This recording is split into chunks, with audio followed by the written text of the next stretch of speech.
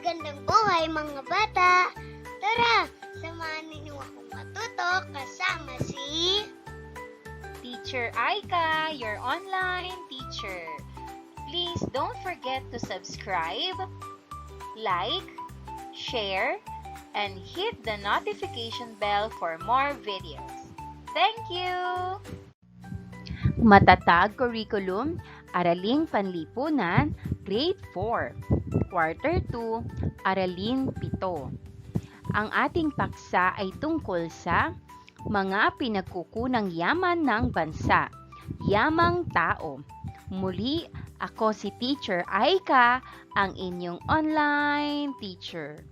Simulan na natin. Mga kasanayan at layunin. Naipaliliwanag ang iba't ibang pakinabang pang-ekonomiko ng mga pinagkukunang yaman ng bansa. Nailalahad ang mga pang-ekonomiyang aspekto ng pinagkukunang yaman ng bansa. Nakapaglalahad ng mga iba't ibang kahalagahan ng pinagkukunang yaman sa pambansang ekonomiya. Nakapagsasalaysay ng magagandang epekto mula sa mga pinagkukunang yaman ng bansa. Naibabahagi ang mga pakinabang pang-ekonomiya mula sa paggamit ng yamang pambansa para sa kabuhayan, kapaligiran at kultura. Natatalakay ang mga hamon at pagtugon sa mga gawaing pangkabuhayan ng bansa. Nasusuri ang mga iba't ibang hamon sa mga gawaing pangkabuhayan ng bansa. Naiisa-isa ang mga batas at ahensya ng pamahalaan na tumutugon sa pagpapahalaga at pagpapanatili ng mga likas na yaman ng bansa. Nakapagbibigay ng mga paraan sa pagtugon sa mga hamon pangkabuhayan ng bansa. Naipaghahambing ang mga epekto ng hamon at pagtugon ng gawaing pangkabuhayan ng bansa sa kabuhayan, kapaligiran at kultura. Balik-aral. Magbigay ng 5 halimbawa ng yamang mineral. Narito ang maaaring sagot: ginto o gold, tanso o copper, nickel o nickel, chromite, iron o bakal. A. Eliserye. Sa gawaing ito, tutukuyin ng mga mag-aaral ang mga pangangailangan ng isang tao upang mabuhay ng maligaya at matiwasay. Narito ang hakbang sa pagsasakatuparan sa gawaing ito. Una, ayusin ang inyong mga upuan na parang hugis LC. Siguraduhing lahat kayo ay nakaharap sa gitna. Ikalawa, ako bilang inyong guro ay tatayo sa gitna bilang poste ng LC. Ako rin ang magtatanong sa inyo ng mga katanungan tungkol sa mga pangangailangan ng tao upang mabuhay ng masaya at maayos. Halimbawa, ano ang paborito ninyong kainin tuwing reses? Ano ang ginagamit ninyo para maging malambot at mabango ang buhok? Ikatlo, bawat isa sa inyo ay bibigyan ng piraso ng makulay na papel. Ikaapat, kapag nagtanong ako, pag-usapan muna natin ang sagot bilang isang klase. Ang sagot ninyo ay dapat isulat sa tamang kulay ng papel na itinalaga para sa tanong na iyon. Ikalima, kapag sinabi kong hudyat, ipapasa ninyo ang inyong papel gamit ang kanang kamay. Gamit naman ang kaliwang kamay, tatanggapin ninyo ang papel na manggagaling sa katabi ninyong kaklase. Ika-6, Kapag tumigil na ang pagpapasa, bigyan ng pagkakataon ang nakatanggap ng mensahe na suriin kung tama ang kanyang sagot at kung tama rin ang sagot ng kanyang kamag-aral. At ikapito, kung sigurado ka na sa sagot mo, manatili kang nakatayo sa harapan. Kung hindi ka sigurado, tumalikod. At kung nais mong makipag-usap sa kamag-aral na nagdadala o nagpadala ng mensahe, magtaas ng kamay. At ikawalo, ulitin ang mga hakbang na ito para sa mga susunod na katanungan. Papel ng karunungan. Maghanda ang guro ng isang buong kartolina at ipaskil ito sa pisara. Gamitin ito bilang isang graffiti wall, kung saan maaaring magsulat ang mga mag-aaral ng kanilang mga sagot. Isulat ang inyong haka-haka o opinyon kung sino-sino ang tumutulong sa mga mamamayan upang matugunan ang kanilang mga pangangailangan para mamuhay ng masaya at matiwasay. Halimbawa, sino kaya ang gumagawa ng ating matinapay? Siguraduhing maikli at malinaw ang inyong sagot. Lahat ng opinyon ay malugod na tatanggapin. Pangalanan ang mga nasa larawan. Sino kaya ang gumagawa ng ating mga tinapay?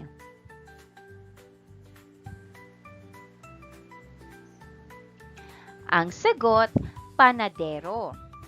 Ang panadero ay gumagawa ng tinapay.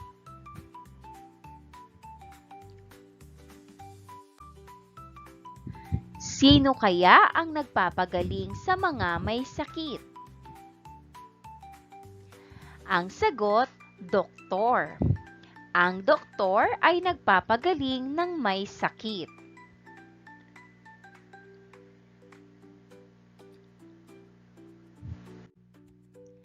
Sino kaya ang nagpapanatili ng kaayusan at seguridad sa ating lugar? Ang sagot, pulis. Ang pulis ay nagpapanatili ng kaayusan at seguridad.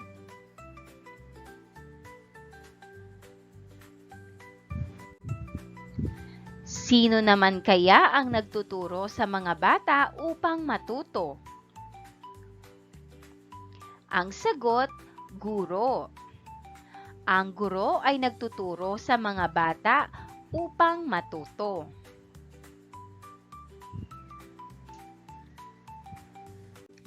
Ibigay ang mga salita mula sa kulang na mga titik na katumbas sa tawag natin sa yamang ito.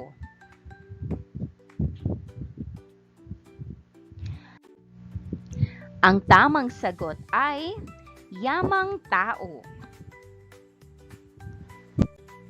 Yamang tao. Ang yamang tao ay tumutukoy sa lahat ng mga kakayahan, talento at kasanayan ng mga tao. Ito ay ang kabuuang yaman na hatid ng kaalaman, karanasan at ang kontribusyon ng tao sa lipunan. Kasama rito ang kanilang intelihensya, kultura, sining at iba pang aspeto ng kanilang pagkatao na nagdadala ng halaga at kagandahan sa mundo. Kaugnay na paksa bilang isa, pinagkukunang yaman, yamang tao. Ambagan.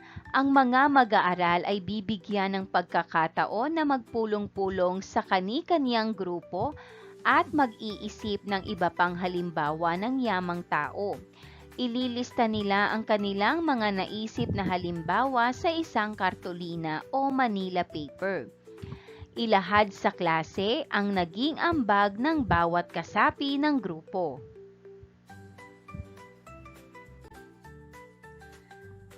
Narito ang ating pagsasanay. Sino siya?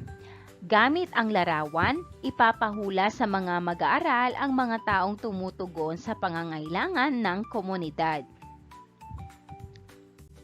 Pangalanan ang mga nasa larawan. Gumagawa ng mga disenyo para sa mga gusali at istruktura. Sino siya?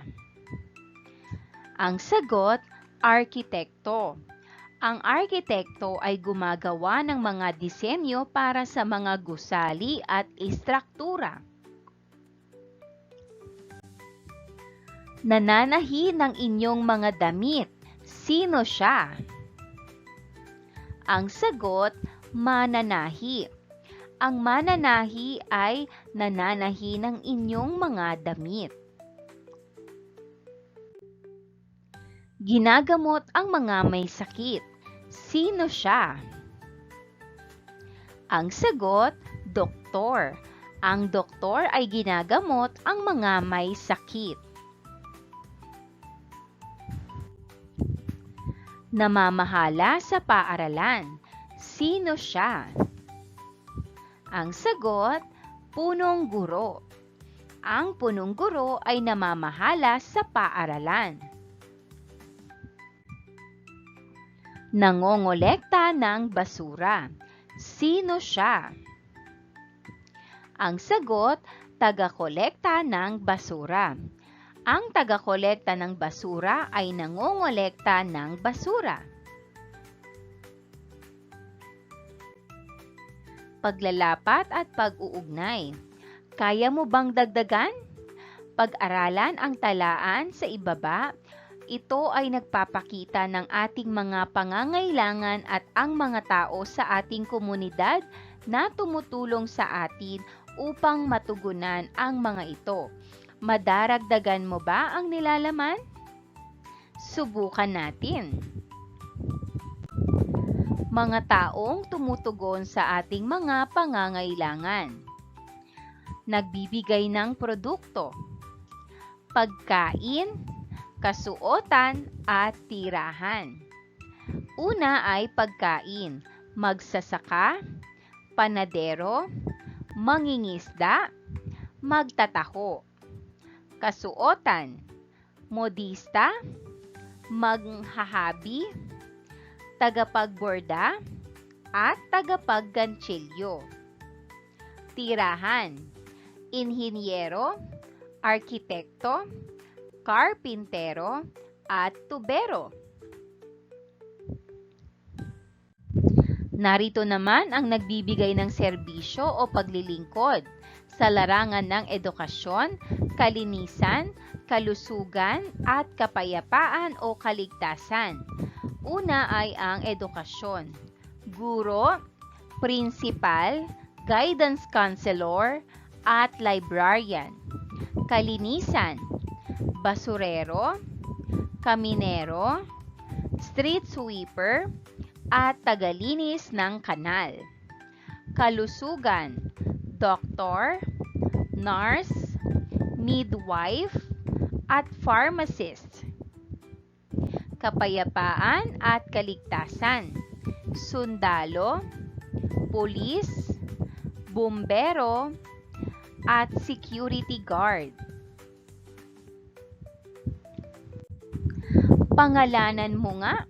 Tutukuyin ng mga mag-aaral kung sino ang nagbibigay ng serbisyo sa mga sumusunod na sitwasyon.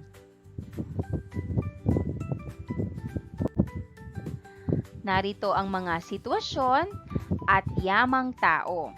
Una, ginagabayan ko ang mga mag-aaral na may suliranin. Ang sagot, guidance counselor. Agad akong dumarating kung may sunog. Ang sagot, bumbero. Nababawasan ang mga gulo at nakawan dahil sa akin. Ang sagot, pulis. Nililinis ko ang inyong silid-aralan. Ang sagot, janitor. Bumibili kayo sa akin ng mga gulay at prutas. Ang sagot, magsasaka. Sumasakay kayo sa jeep na aking minamaneho. Ang sagot, driver. Ako ang nananahi ng inyong mga damit. Ang sagot, sastrera. Pagproseso ng pag-unawa, Cartolina Caravan. Ang mga yamang tao ay maaaring haharap sa iba't ibang mga hamon at ang mga ito ay maaaring manggaling sa iba't ibang aspeto ng kanilang buhay at karanasan. Narito ang ilan sa mga ito: edukasyon, kahirapan, kalusugan, diskriminasyon at kapaligiran. Narito ang ating pagsasanay. Ang bawat pangkat ay bibigyan ng tiyak na paksa na tatalakayin. Hihikayating maging malikhain ang bawat pangkat sa pagpresenta sa mga maaaring haharapin na hamon. Narito ang rubric sa pagmamarka sa output. Narito ang pamantayan: makatotohanang nilalaman, organisasyon ng ideya, gramatika, disenyo, pagpasa sa itinakdang panahon, at ang kabuuan. 5 puntos ang pinakamataas.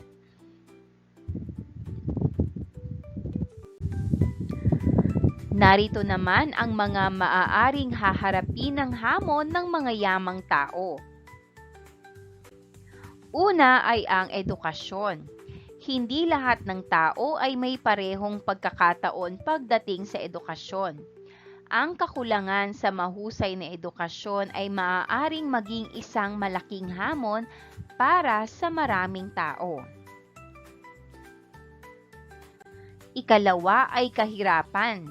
Ang kakulangan sa kita ay maaaring maging hamon sa pag-unlad ng isang tao. Ito ay maaaring magdulot ng limitasyon sa mga oportunidad para sa edukasyon, kalusugan at iba pang mga pangunahing pangangailangan. Ikatlo ay kalusugan. Ang mga isyu sa kalusugan tulad ng sakit o kapansanan ay maaaring maging hamon sa kakayahang magtrabaho at magsagawa ng iba't ibang gawain. Ika-4 ay diskriminasyon. Ang diskriminasyon batay sa kasarian, relihiyon o lahi o iba pang mga kadahilanan ay maaaring maging hamon sa pag-unlad ng isang tao. Ito ay maaaring humantong sa limitadong oportunidad.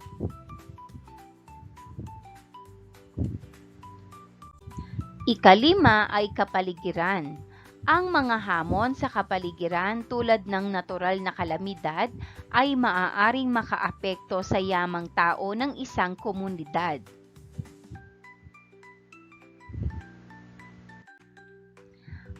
Pinatnubayang pagsasanay. Magbigay ng opinyon hinggil sa pahayag na ito. Ang yamang tao ang pundasyon ng kaunlaran.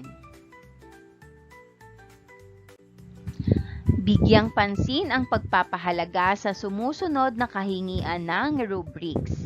5 puntos ang pinakamataas at 1 puntos naman ang pinakamababa.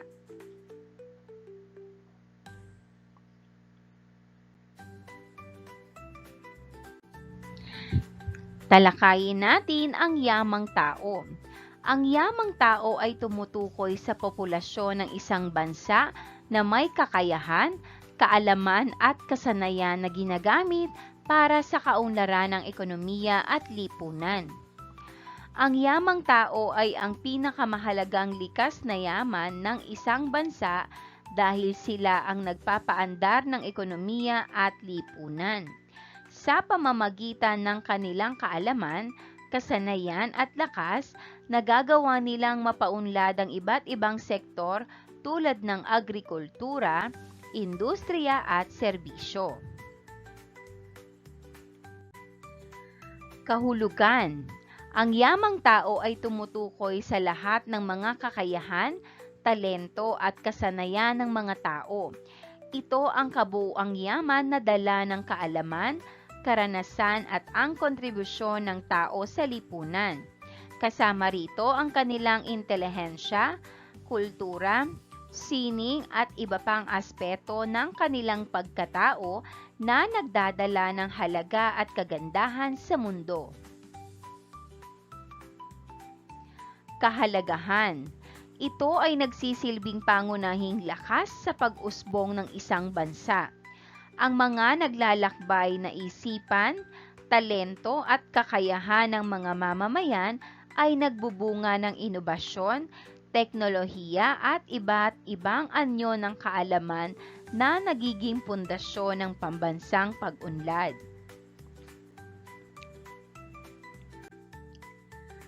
Katangian.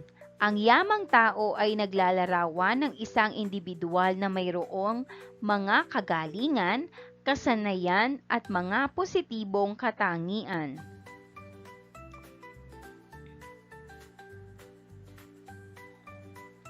Hamon. Maaaring ang hamon ay nagmula sa kanilang edukasyon, kahirapan, kalusugan, diskriminasyon at kapaligiran.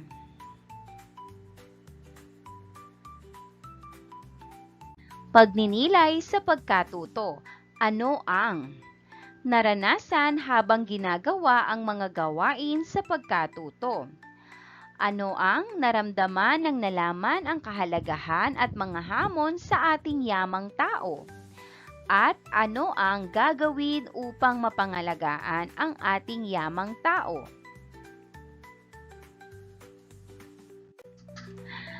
Para naman sa ating pagsusulit, bilugan ang salitang hindi kabilang sa bawat pangkat.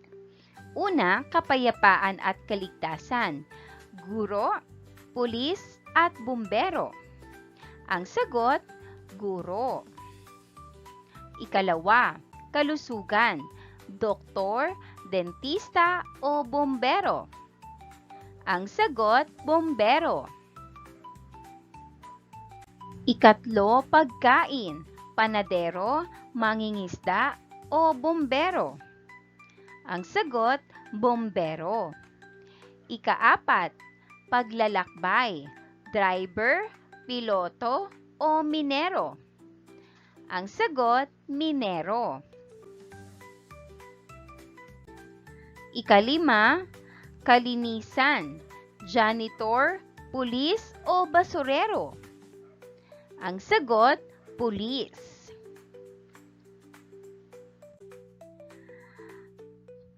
Sunod ay paano mo pinahahalagahan ang mga serbisyo o paglilingkod na ibinibigay ng mga yamang tao sa komunidad. Una, gumawa o lumikha ng isang makulay na liham hinggil sa ekonomiya ng bansa. Ikalawa, maghanda ng salaysay ukol sa epekto ng pinagkukunang yaman ng bansa. Ikatlo, magpakita ng isang dulaan na nagsasalaysay ng iba't ibang kabuhayan sa inyong komunidad. At ikaapat, gumawa ng talahanayang nagpapakita ng mga hamon at tugon sa kabuhayan ng mga Pilipino.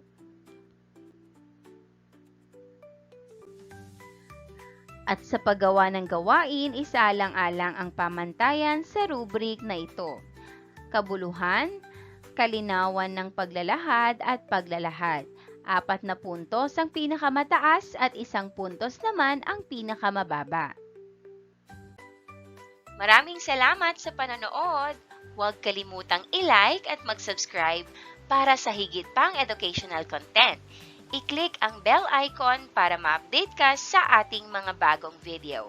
Salamat!